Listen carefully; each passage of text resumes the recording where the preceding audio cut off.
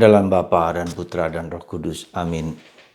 Allah yang penuh kasih, kami bersyukur sekali lagi bahwa di dalam segala apapun juga situasi kita menderita atau tidak menderita, Engkau selalu hadir dan mendampingi kami dan tak pernah menelantarkan kami. Bantu kami ya Bapa supaya kami mengalami Engkau secara konkret dalam perasaan dan pengalaman kemanusiaan kami. Terpujilah namamu kini dan sepanjang segala masa. Amin. Para saudaraku terkasih dalam Kristus, hari ini Yesus mengingatkan sekali lagi bahwa berbahagialah orang yang dianiaya karena aku, karena ia akan mendapatkan kerajaan Allah. Dianiaya. Kemarin kita mendengar bagaimana segala sesuatu alam semesta hancur. Tapi sekarang hari ini Yesus mengingatkan kita bahwa kita akan dianiaya. Karena mengikuti Yesus. Penganiayaan itu ada dua sisi luar dan sisi dalam, eksternal dan internal. Eksternal karena mungkin siapa saja, entah anggota keluarga yang paling dekat sekalipun, atau orang di sekitar kita yang benci, yang tidak suka dengan kita. Atau juga internal. Internal adalah dorongan-dorongan kemanusiaan kita ketika kita berjuang untuk menjadi lebih baik lagi, ketika kita berjuang untuk mencari kehendak Allah, maka kita harus mendaki gunung Tuhan. Ya, mendaki gunung Tuhan itu berarti melepaskan segala ego-ego kita, segala kesenangan, kenikmatan kita untuk bertemu dengan Tuhan, mengalami Tuhan. Nah, saudaraku terkasih dalam Kristus, inilah yang saya kira perlu kita sadari, ya, bahwa di bumi Nusantara ini kemartiran secara fisik yang kita ketahui hampir jarang gitu kan. Karena di Indonesia ini segala agama diterima dengan pada umumnya dengan menyenangkan, atau tidak banyak ada penindasan, penghakiman atau pembunuhan atau apa bersifat martir gitu kan. Karena sifat orang Indonesia atau orang Jawa terutama adalah sinkretisme, menerima segala yang baik dari luar. Kita melihat perkembangan agama misalnya Kejawen, kemudian agama Hindu, agama Buddha, Islam, Kristen, Katolik, semua seperti damai gitu loh. Damai yang berbeda dengan tempat-tempat lain di mana ada banyak orang yang dibunuh, seperti hari ini di Vietnam ada seratusan ya orang Katolik yang dibunuh, ada uskupnya, ada imamnya, ya, entah lokal, entah misionaris, dibunuh karena tidak sesuai dengan kepercayaan kerajaan pada waktu itu. Ya. Di Indonesia hampir jarang gitu kan. Misalnya kita tahu sedikit lah, seperti Beato Dionysius dan Redemptus di Aceh, ya. Ketika dia dipenggal kepalanya karena dia mengikuti kerajaan Portugis yang waktu itu ingin berdagang dengan kerajaan di Aceh. Ya, hampir kurang di Indonesia.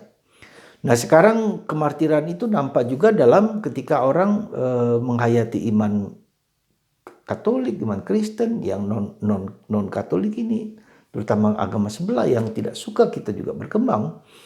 Tetapi pada intinya tidak terlalu menggelisahkan, tidak terlalu mencemaskan bahwa mungkin ada friksi sana sini, kecil dan tidak besar, itu dan tetap diakui karena agama kita agama yang diakui oleh negara. Jadi tidak serta-merta kita ditindas gitu kan, tidak demikian ya. Tetapi yang menurut saya paling penting adalah sekarang ini adalah kemartiran batin ya.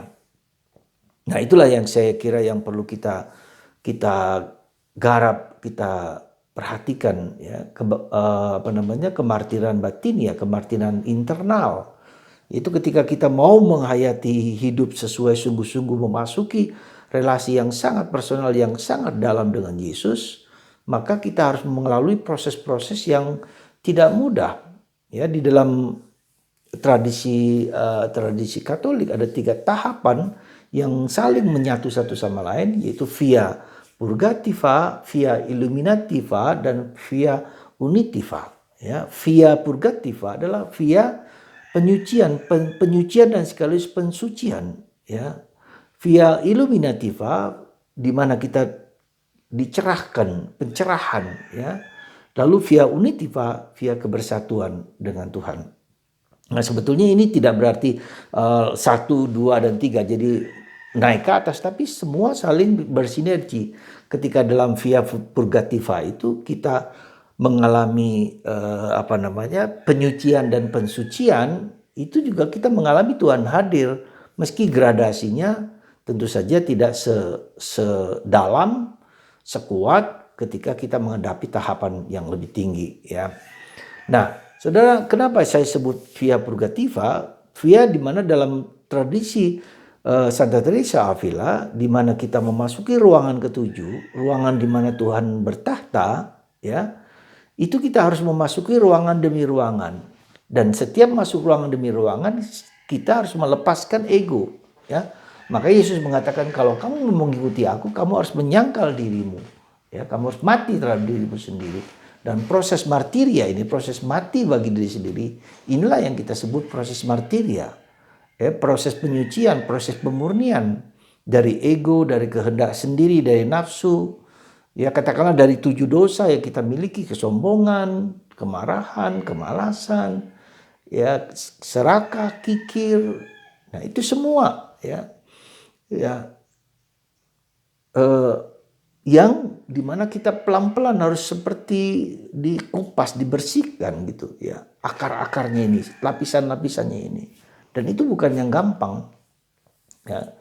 Jadi itulah yang mungkin lebih tepat bagi kita supaya dalam proses purgativa ini, ya, pengosongan diri ini tahapan yang harus dijalani oleh setiap orang gitu loh. Ketika orang mau serius, ya, apakah orang tidak serius mengalami itu? Mengalami juga, ya. Tapi ya ada orang yang tidak serius, ya sudah jalan aja gitu kan, bahkan tidak mau mendengarkan itu, ya, dari tahap purgativa. Nah, dalam tahapan pengosongan diri sampai dalam Santa Teresa Avila ada 7 ruangan. Ruangan pertama, kedua, dan ketiga. Ruangan juga seperti itu, pengosongan diri, penelanjangan diri, penelanjangan ego, pengosongan kekuatan-kekuatan ego kita yang terus mencari, yang merongrong, dan seterusnya, ya. Mengalahkan diri sendiri, ego kita mengalahkan kehendak nafsu-nafsu kita, manusiawi kita. Jadi itulah proses purgativa, proses kemartiran dalam diri kita. Semakin dalam, semakin juga di dalam proses via illuminativa kita juga semakin terang pikiran, hati, jiwa kita semakin mengerti, memahami, ya, memahami kehendak Tuhan, memahami apa yang Tuhan inginkan dalam diri kita, apa yang lebih dalam, batin kita yang terdalam, ya. Jadi kita semakin mengenal keutamaan-keutamaan yang harus kita miliki, ya. Keutamaan keberanian, keutamaan kerendahan hati, keutamaan cinta kasih, kesabaran, murah hati, buah-buah Roh Kudus semakin kita miliki, dan semakin dalam lapisan itu semakin dalam. Jadi pengosongan diri sampai Tuhan, ya, secara aktif bekerja di dalam diri kita. Ya, seperti gambaran Teresa Avila, seperti ketika ada hujan deras, kita tinggal diam, tinggal pasif gitu loh. Tuhan bekerja dalam diri kita. Tuhan berkuasa atas diri kita. Kehendak Tuhan yang menjadi kehendakku. Ya, itulah saudaraku terkasih, ada usaha aktif kita 100% dan juga ada pasif di mana Tuhan kemudian secara penuh menguasai hidup kita, ya. Demikian saudaraku terkasih, suatu proses pertumbuhan, perkembangan hidup rohani dalam diri kita semua. Tak terkecuali siapapun mengalami itu, ya. Semoga kita sungguh-sungguh mempersiapkan diri untuk memasuki tahapan purgativa, tahapan penyucian, tahap pembersihan, tahapan pemurnian dalam diri kita, supaya nanti Tuhan sendiri yang bekerja bagi diri kita sendiri, yaitu kehendak Tuhan, kemauan Tuhan, seperti halnya kita lihat dalam diri para santo santa, para kudus kita, Santa Maria, Santo Yosef, ya, semua akhirnya mau mengikuti kehendak Tuhan. Semoga Tuhan melimpahkan berkat dan mendorong kita untuk memiliki sikap dan semangat pengorbanan, semangat purgativa, pembersihan diri dari segala dosa, kekurangan, dan keterbatasan.